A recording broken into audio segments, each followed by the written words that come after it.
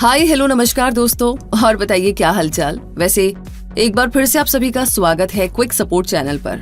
अच्छा एक बात बताइए, आजकल की भागती दौड़ती जिंदगी में आपको नहीं लगता है कि हम लोग बहुत ज्यादा बिजी हो गए, बहुत ज्यादा काम करते हैं और कभी कभी तो इतना ज्यादा काम कर लेते हैं कि हमें हमारी रीढ़ की हड्डी का ये भी आइडिया नहीं होता है कि बेचारी कितनी परेशान हो रही है। एक्स्ट्रा प्रेशर डालना शुरू करते हैं और हमें स्लिप डिस्क की प्रॉब्लम होनी शुरू हो जाती है, जो हमें बहुत बाद में पता चलती है। इसलिए आज हम आपको कुछ जानकारी स्लिप डिस्क के बारे में देने जा रहे हैं और इसके अंतर्गत हम ये जानेंगे कि स्लिप डिस्क क्या है, ये बीमारी कितने प्रकार की होती है और ये किस रीजन से होती है और इसका उपचार कैसे किया जा सकता है, इसमें क्या क्या खाना चाहिए, कैसे इससे बचा जा सकता है और ऐसा क्या किया जाना चाहिए कि वक्त रहते ही इस प्रॉब्लम को दूर किया जा सके। तो चलिए शुरू करते हैं। स्लिप डिस्क क्या है ये जानने से पहले हम आपके शरीर की संरचना के बारे में, उसके स्ट्रक्चर के बारे में आपको थोड़ा सा बताना चाहते हैं। मनुष्य का मेरुदंड एक पोली नली है जो 33 अस्थियों यानी कि हड्डियों से बनी होती है। इसी को रीढ़ की हड्डी कहते हैं। ये हड्डियां एक के ऊपर एक रखी होती है और मजबूत मांसपेशियों से जकड़ी होती है। हर दो कशेरुका के बीच में एक प्रकार की गद्दी या डिस्क की तरह जोड़ होता है। इसमें तेलीय तरल पदार्थ भरा रहता है जो लचीलापन प्रदान करता है। इसी वजह से स्पाइनल कॉर्ड, मस्तिष्क तथा सारे आंतरिक अवयव चलने फिरने की सिचुएशन में धक्कों के आघातों से उन सारे इंसिडेंट से सुरक्षित रहते हैं। इन गड्ढों में जेली के समान एक प्रकार का चिकना तरल पदार्थ भरा रहता है और ये सभी हड्डियां आपस में एक दूसरे से लीगामेंट से अच्छी तरीके से जकड़कर बंधी रहती है। तो शरीर के स्ट्रक्चर के बारे में बेसिक इन्फॉर्मेशन लेने के बाद अब हम बात करते हैं कि स्लिप डिस्क क्या है। स्लिप डिस्क मांसपेशियों और अस्थि तंत्र का रोग है। स्लिप डिस्क से पीठ में दर्द होता है। पीठ दर्द मांसपेशियों में नसों के लचीलापन और तनाव के कारण उत्पन्न होता है। कमर के निचले क्षेत्र में जब अत्यधिक दबाव पड़ता है तो उसकी डिस्क में दरार पड़ जाती है और वो टूट जाती है। तो इसी अवस्था को स्लिप डिस्क कहते हैं और डिस्क के टूटने से उसका चिपचिपा तरल पदार्थ बाहर बहकर किसी स्नायु पर दबाव डालने लगता है। इसी कारण असहनीय पीड़ा होती है। तो स्लिप डिस्क क्या है ये जानने के बाद में अब बात करते हैं कि स्लिप डिस्क के कितने प्रकार है। तो स्लिप डिस्क के मुख्यतया 3 प्रकार है। पहला है cervical disc slip. Cervical disc slip गर्दन में होता है और 5वीं और 6ठी और 7वीं कशेरुका के बीच होता है। इससे सिर के पिछले भाग, गर्दन, कंधे की हड्डी, बाह और हाथ में दर्द होता है। दूसरा है thoracic disc slip. Thoracic disc slip रीढ़ की हड्डी के बीच के भाग में आसपास से दबाव पड़ने पर होता है। हालांकि इसके होने की संभावनाएं बहुत ही कम है। इससे पीठ के मध्य और कंधे के क्षेत्र में दर्द होता है और ये T1 से T12 के कशेरुका यानी कि वर्टिब्रेट के एरिया को अफेक्ट करता है। कभी कभी दर्द स्लिप डिस्क के एरिया से गर्दन, हाथ, उंगलियों, पैरों, कूल्हे और पैर के पंजे तक भी जा सकता है। इसके बाद आता है नंबर 3 पर लंबर डिस्क स्लिप, यानी कि लंबर डिस्क स्लिप रीढ़ की हड्डी के निचले हिस्से में होती है। अक्सर 4थी और 5वीं कशेरुका यानी कि वर्टिब्रेट के बीच या 5वीं वर्टिब्रेट और सेक्रम यानी कमर के पीछे की तिकोनी हड्डी के बीच। इससे पीठ के निचले हिस्से, कूल्हे, जांघ, गुदा यानी जननांग क्षेत्र में दर्द होता है और पैर या पैर की उंगली में भी जा सकता है।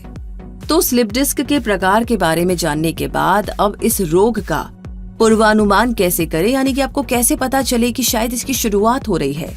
तो सियाटिका एवं स्लिप डिस्क के रोगी को बार बार असहनीय दर्द का दौरा आता है। ये अवस्था, ये सिचुएशन सालों तक बनी रहती है। इससे रोगी उठने बैठने में परेशानी महसूस करता है। थोड़ा भी झुकना हो, मुड़ना हो तो उसे स्ट्रेस आता है और दर्द शुरू हो जाता है। तो ऐसे रोगी सदा बिस्तर पर लेटे रहना पसंद करते हैं ताकि उन्हें दर्द से निजात मिल सके, क्योंकि इसका जो दर्द होता है वो सुई की तरह तेज चुभने वाला दर्द होता है। पर ऐसे कुछ लक्षण, कुछ सिम्टम्स हम आपको बताने जा रहे हैं जिससे आप समय रहते स्लिप डिस्क को पहचान सकते हैं। पहला है शरीर के एक तरफ के हिस्से में दर्द या स्तब्धता होना। दूसरा है आपके हाथ या पैरों तक दर्द का फैलना। तीसरा है रात के समय दर्द बढ़ जाना या कुछ गतिविधियों में ज्यादा दर्द होना। चौथा है खड़े होने या बैठने के बाद दर्द का ज्यादा हो जाना। 5वां है थोड़ी दूरी पर चलते समय दर्द होना। 6ठा है अस्पष्टीकृत मांसपेशियों की कमजोरी। 7वां है प्रभावित क्षेत्र में झुंझुनी दर्द या जलन। तो यदि आपको कोई भी ऐसे लक्षण दिखाई देते हैं तो तुरंत किसी चिकित्सालय को संपर्क करें। और अब जानेंगे कि स्लिप डिस्क का निदान यानी कि डायग्नोसिस कैसे किया जाता है। तो सबसे पहला है शारीरिक जांच। आपकी गतिविधियां यानी कि एक्टिविटीज, मांसपेशियों की मजबूती, चलने की क्षमता यानी कि कैपेसिटी के अनुसार पहचाना जाता है कि आपको स्लिप डिस्क है या नहीं। दूसरा है एक्सरे। एक्सरे स्लिप डिस्क का निदान तो नहीं कर पाते हैं, लेकिन ये पता लगाया जा सकता है कि किसी अन्य वजह से पीठ दर्द तो नहीं है। तीसरा है सिटी स्कैन। एक सिटी स्कैनर कई अलग अलग दिशाओं से एक्सरे की एक सीरीज लेता है, श्रृंखला लेता है और उन्हें जोड़कर स्लिप डिस्क का निदान करता है। चौथा है एमआरआई। इसमें रेडियो तरंगों और एक मजबूत चुंबकीय क्षेत्र का उपयोग करके आपके शरीर की आंतरिक संरचनाओं की छवियां बनाई जाती है। ये स्लिप डिस्क के निदान के लिए एक काफी अच्छा तरीका है। पांचवा है माइलोग्राम। इसमें एक डाई को रीढ़ की हड्डी के तरल पदार्थ में इंजेक्ट किया जाता है और फिर एक्सरे लिया जाता है। ये परीक्षण आपकी रीढ़ की हड्डी या नसों पर स्लिप डिस्क के कारण दबाव दिखा सकता है। तो ये कुछ तरीके हैं जिनसे डायग्नोस किया जाता है।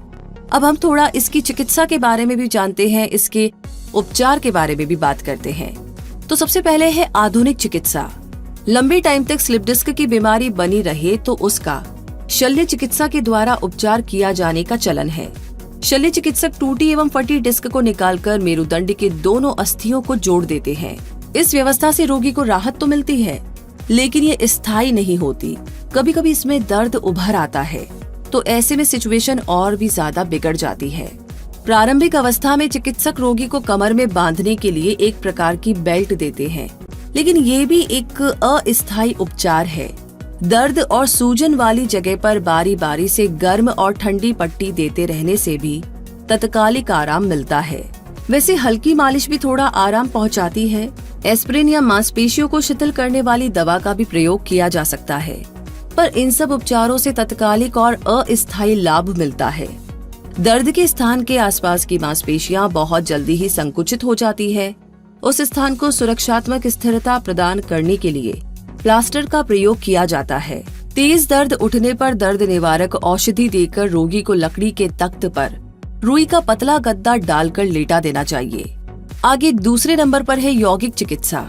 स्लिप डिस्क के रोगी को योगाभ्यास के लिए सबसे पहले ऐसे आसन बताए जाते हैं जिससे मांसपेशियां और लीगामेंट मजबूत हो सके तथा उचित रूप से कार्य कर सके।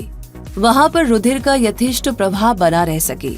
पीछे झुकने वाले आसन इन रोगों में लाभदायक होते हैं। इन आसनों को धीरे धीरे बढ़ाना चाहिए जब तक कि पीठ आपकी ठीक से मोड़ने और झुकने ना लग जाए। जब आप चलने फिरने के योग्य हो जाए तो कुछ योगासन भी कर लेने चाहिए, जो बहुत ही जरूरी है, जैसे मकरासन, अर्धशलभासन, वज्रासन, धनुरासन, मत्स्यासन, उष्ट्रासन। इसी के साथ आगे बढ़ते हैं और अब बात करते हैं कि स्लिप डिस्क की समस्या में एग्जैक्टली आपको क्या खाना पीना चाहिए, क्या आहार लेना चाहिए, क्या डाइट लेनी चाहिए। तो शुरुआत में हल्का तथा सरल आहार लेना चाहिए। सब्जियों का रस बहुत ही उत्तम है। इसके बाद खिचड़ी का सेवन किया जा सकता है। सब्जी तथा खिचड़ी कब्ज दूर करती है, जो रोगी को स्वास्थ्य लाभ करता है। जैसे जैसे रोगी स्वास्थ्य लाभ करता जाए उसे चावल, दाल, सब्जी, रोटी दी जा सकती है। मांसाहार, पनीर, तेल और तली हुई चीजें, दूध आदि गरिष्ठ भोजन से बचना चाहिए। इसी के साथ आगे कुछ बहुत ही महत्वपूर्ण सुझाव भी है जो आपको ध्यान रखने चाहिए। अधिक देर तक कुर्सी पर ना बैठे, लगातार गाड़ी ड्राइव ना करे, भारी बोझ उठाने से बचे, उचित आहार विहार और उचित रहन सहन अपनाकर इस योग चिकित्सा की प्रक्रिया को नीति नियम पूर्वक किया जाए तो रोगी को इस यौगिक चिकित्सा से बहुत सारा लाभ मिल सकता है। और हमें पूरा विश्वास है, उम्मीद है कि हमारी वीडियो के माध्यम से आप स्लिप डिस्क के बारे में पूर्ण रूप से अवगत हो गए होंगे। अगर आपको ये वीडियो पसंद आई है तो इस वीडियो को लाइक करें और अपने सारे दोस्तों और रिलेटिव्स के साथ शेयर करना बिल्कुल ना भूलें, ताकि वो भी समय रहते इस बीमारी का पता लगा पाए। और अगर अभी तक आपने हमारे चैनल को सब्सक्राइब नहीं किया है तो सब्सक्राइब करके बेल आइकन को प्रेस कर दीजिए। रखिए अपना बहुत सारा ध्यान। धन्यवाद।